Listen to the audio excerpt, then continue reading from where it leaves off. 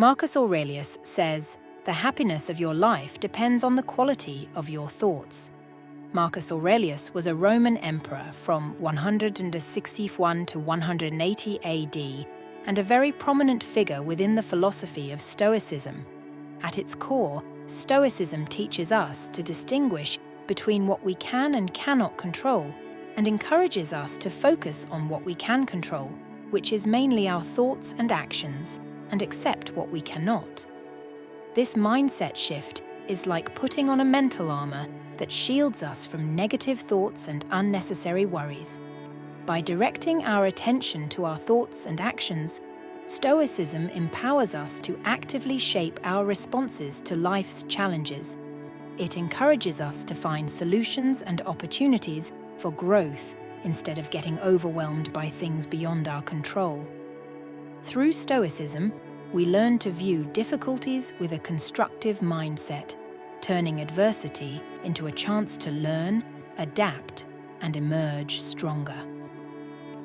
During his rule, Aurelius found the time to construct a series of autobiographical writings, now known as the Meditations.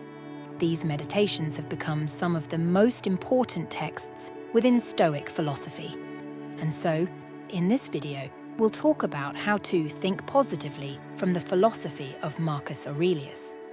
Realize the importance of thought. Aurelius says, "It's time you realize that you have something in you more powerful and miraculous than the things that affect you and make you dance like a puppet." Thinking is such a natural, expected, and constant activity that we often forget the power a thought can have. In other words, we take our thoughts for granted. Stoics, in contrast, place a lot of importance on the act of thinking and, even more importantly, being conscious of this act. According to Mr. Aurelius, your thoughts determine your life. Thoughts can paralyze and thoughts can inspire one to take action. Take, for example, fearful thoughts. Some people can get hung up on everything that could go wrong. This has an effect on their body, an increase in adrenaline, shaking, nervous breathing, as well as their actions. Most likely, these kinds of thoughts and bodily feelings encourage someone to refrain from taking action. But now, think of motivating thoughts, of someone who thinks of everything they could achieve if they take a certain action, who thinks of all that they have achieved in the past and of all their capabilities and possibilities. This person might not only take action, but also be motivated to work very hard on the actions they plan to take. These are two extremes with the very same basis, a thought. Those who never really consider what they're thinking often don't know what it is that's holding them back. To truly get to know yourself and reach your highest potential in life, it's crucial to pause and consider what thoughts you have. Stoics spend a lot of time examining what goes on in their head by way of meditation, reflection, or journaling. For example, a very well-known Stoic tradition is the evening reflection. Spend a fixed amount of time in the evening to contemplate what you've thought that day, what effect your thoughts had on you, and what kind of worldviews they represent. By doing so, you know exactly what kind of thoughts are helping you move forward in life and what kind of thoughts are holding you back. You can't change anything before you know what it is that needs to change, and thus, examining your thoughts is the very first step to changing your life. Learn to transform your thoughts, to quote Aurelius. Here is a rule to remember in future when anything tempts you to feel bitter, not "this is misfortune," but "to bear this worthily is good fortune." Our thoughts, especially the spontaneous ones, are loaded with value judgments and conclusions. We automatically judge anything we come across or think about. Is it fun, boring, beautiful, ugly, successful, a failure? Are we satisfied with our life or unsatisfied? Is our plan a good or bad idea? This way of thinking might seem logical and helpful, but can, in fact, be very damaging. Oftentimes, one thinks that their judgments are based on facts, But this is rarely true.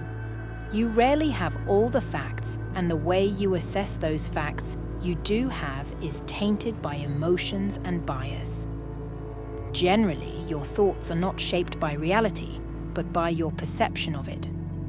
And if you change your perception, and consequently your thoughts, you can truly change your life.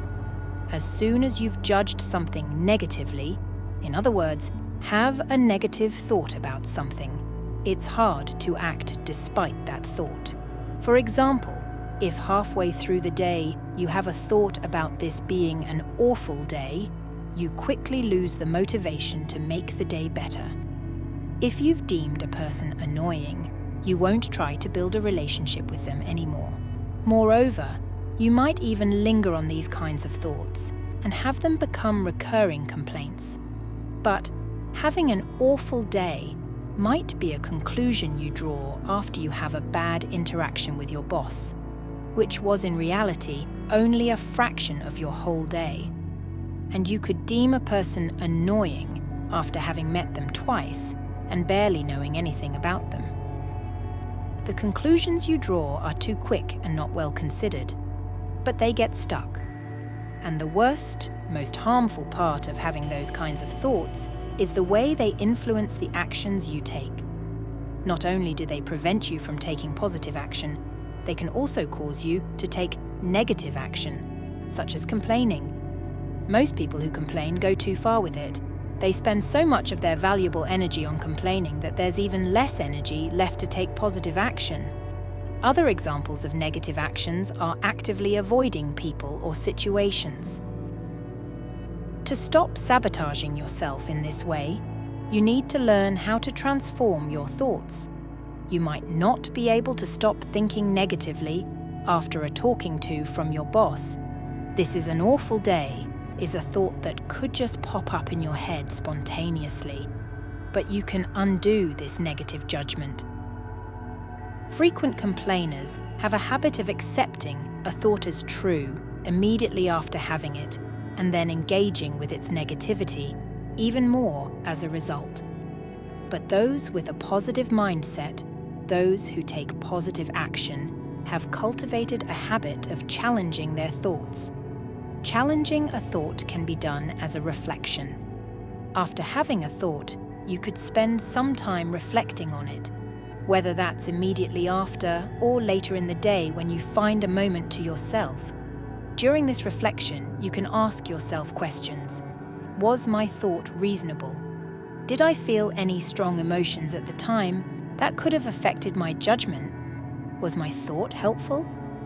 "This is an awful day" might not be a reasonable thought. Maybe your day went fine, except for 5 minutes. In that case, you might say, "This was a bad moment, but my day is still good." But maybe your day has been disappointment after disappointment. It is, reasonably considered, an awful day. Then you should ask yourself, what emotions influenced this thought? Maybe the disappointments would usually not get you down, but on this particular day you're not feeling so great and you can't handle them as well. If that's the case, you might transform your thought into, "I am a little sensitive today, so this isn't as bad as it feels. Soon I will feel fine again." And the final question is often the most transforming one. Was your thought helpful? Even if it is true that your day was reasonably objectively bad, this is not a useful judgment. It's a paralyzing one. So what would be a useful thought instead? I now have an opportunity to make this day or the next day better. Or, how can I prevent these things from happening again? Or, what can I learn from these negative circumstances? The answer to most of these questions leads to a certain positive action. A good way to practice your ability to reflect and transform your thoughts is the following exercise. For a day or two, try to interpret everything that happens to you as positive first. For example, if someone insults you, think to yourself, "Being insulted like this can make me a stronger, more confident and unapologetic person." You're not always going to be successful in this, but that's fine. It's about building a habit. As long as you realize that transformation, not complaining, is the end goal, you'll find that you might be able to put positive thoughts into action. So resist the urge to complain and make it a habit to challenge and thus transform your thoughts. There is always something useful to be found in them. Marcus Aurelius called this turning the obstacle upside down. Practice premeditatio malorum. Aurelius advises us, when you wake up in the morning, tell yourself, the people I deal with today will be meddling, ungrateful, arrogant, dishonest, jealous, and surly. Premeditatio malorum, translated as premeditation of evils or anticipation of adversity, is a Stoic exercise that involves thinking ahead and preparing for potential challenges. Marcus Aurelius, a practitioner of this exercise, deliberately considered possible setbacks each morning. While this might seem unusual, it became a powerful tool for fostering his positive thinking. Instead of being surprised by problems, he started each day knowing there might be difficulties, and by mentally preparing for such challenges, he was prepared to handle whatever came before him. He faced them calmly and flexibly, which not only helped him handle worries, but also made him stronger and more prepared for challenges. Stoicism's approach to this negative visualizing can be compared to a sturdy oak tree in a storm. Problems and challenges are like strong winds and rain, but Stoicism teaches us to stand strong and resilient instead of breaking easily. In our modern world, this means not letting tough times crush us completely. It's like checking the weather forecast for your life by imagining potential problems and preparing mentally, just like an oak tree strengthens its roots. This doesn't mean becoming pessimistic. Instead, it's about being realistic and ready. Imagine planning a big picnic with friends, and you are responsible for bringing the food. Applying Stoicism in this situation means thinking about what could go wrong before the picnic day arrives. Considering possible challenges, like the weather turning rainy or dietary restrictions, is like packing an extra umbrella and planning a menu that accommodates everyone's needs. In the modern world, Stoicism helps us become savvy event planners, ready for unexpected hiccups. When the actual picnic day comes, we're better prepared for surprises, like a sudden rain shower or last-minute dietary requests. Ultimately, Stoicism encourages us to be like that resilient oak tree, standing tall in the face of life's storms. It promotes a mindset that embraces challenges with strength and adaptability, ensuring we're better prepared to weather the storms that life may bring. Live in the present. In the words of Marcus Aurelius, give yourself a gift, the present moment. Imagine having a thought or an idea that inspires you to take action. You know what you want to do, why you want to do it, how you want to do it, and have confident thoughts regarding this. You have everything you need, or so you think. But then you start considering the future. And suddenly, while considering the giant realm of possibilities that the future represents, you get anxious. Imagine you want to go back to college to train yourself for a different field of work. You have the inspiration and confidence, but then comes the what ifs. What if I struggle to balance work, family, and studying? What if I'm not as successful in this new field as I hope to be? What if I regret leaving my current job to go back to college? What if I face health issues or other personal challenges during my studies?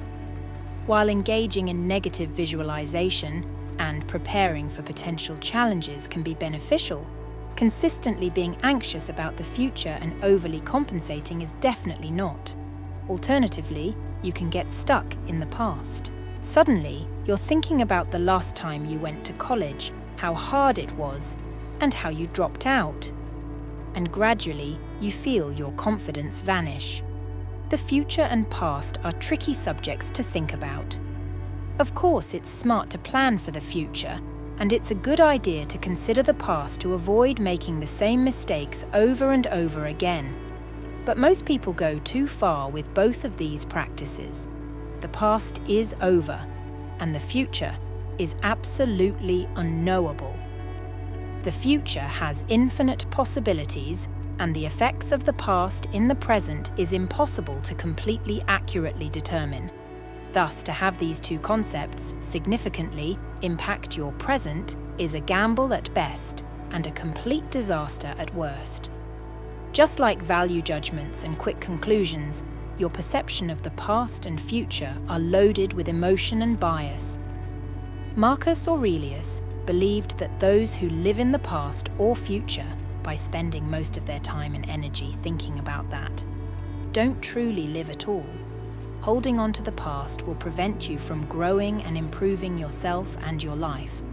Obsessing over the future can either scare you into passivity or encourage you to take all kinds of precautions and actions that, aside from not being guaranteed to work out, are at the expense of your current life. In other words, thoughts about the future or past can paralyze you, which renders you incapable of action or causes you to take suboptimal action. A good way to focus on the present is to question yourself, again by practicing reflection. How many times did you think about the past or future today? Were those times helpful, or did they increase your doubts, worries, or unhappiness? If so, how can you let go of them quicker next time? Another way to learn how to focus on the present is by meditation. Observe all your thoughts about the past and future as they come by, but then let them go. By learning how to focus on the present, you learn how to take action. Practice gratitude. In our final quote from Marcus Aurelius for this video, he says, "When you arise in the morning, think of what a precious privilege it is to be alive, to breathe, to think, to enjoy, to love." Even though Marcus Aurelius spent a lot of time dealing with battles and leading the Roman Empire, he really appreciated the simple fact of being alive. He found comfort in realizing how special each new day was. For him, each day is a gift not to be taken lightly. Waking up each morning felt like getting another opportunity, a continuation of life's journey, and a chance to face the challenges of the day. The emperor's appreciation for the morning was not merely a superficial acknowledgement of the rising sun, but a profound recognition of the resilience of life itself. It reflected his Stoic philosophy, emphasizing the acceptance of the present moment and an understanding that life unfolds in accordance with nature. Cultivating gratitude offers a powerful tool to reshape our thinking. By consciously practicing gratitude, we redirect our attention from what we lack to appreciating the abundance in our lives. This transformation goes beyond mere thankfulness. It deepens our awareness of the positive aspects within our daily experiences. For instance, when navigating a challenging work situation, deliberately expressing gratitude for the chance to learn and grow from the difficulty can change our perspective. When things don't go well, being thankful for what you've learned instead of focusing on mistakes can make you feel stronger and more positive. This practice urges us to recognize the fleeting nature of external events and find contentment in the present moment. A simple yet impactful practice is embracing the present moment and accepting it without unnecessary resistance. This involves acknowledging reality as it is, rather than how we wish it to be. Think of it like this. Imagine you have a plan, like doing well at school or work, but things don't always go exactly as you want. Instead of getting upset or frustrated when things don't go your way, Stoicism says it's better to accept what's happening right now, even if it's not what you expected. This doesn't mean you give up on your goals, but you stop wasting energy being mad about the things you can't change. The Stoic idea is to not just accept the present, but to actually like it and be okay with it. They call this amor fati, or loving your fate. So, if you have a tough day at work or school, instead of wishing it was different, Stoicism suggests embracing it, finding something good in it, and using your energy to handle challenges in a positive way. This way, you can be more content and calm, focusing on what you can control and not letting things you can't bother you too much. Another simple yet impactful practice is keeping a gratitude journal. Each day, take a few moments to reflect on and write down 3 things you are grateful for. These can range from significant achievements to small, everyday pleasures. By consistently engaging in this practice, you develop a habit of actively seeking and recognizing positive aspects in your life, focusing on the present and appreciating what you have. Another daily gratitude practice is expressing appreciation to others. Take the time to communicate your gratitude to friends, family, or colleagues. This not only strengthens your relationships, but also reinforces your ability to recognize the interconnectedness of individuals and the contributions they make to your life. Stoicism, with its emphasis on virtue and wisdom, aligns with the idea that genuine gratitude involves recognizing the interconnectedness of one's experiences and the contributions of others. So, by being grateful, you not only change how you think, but also see life as a shared journey where everyone contributes something valuable. If you enjoyed this video, please make sure to check out our Full Philosophies for Life playlist and for more videos to help you find success and happiness using beautiful philosophical wisdom. Don't forget to subscribe. Thanks so much for watching.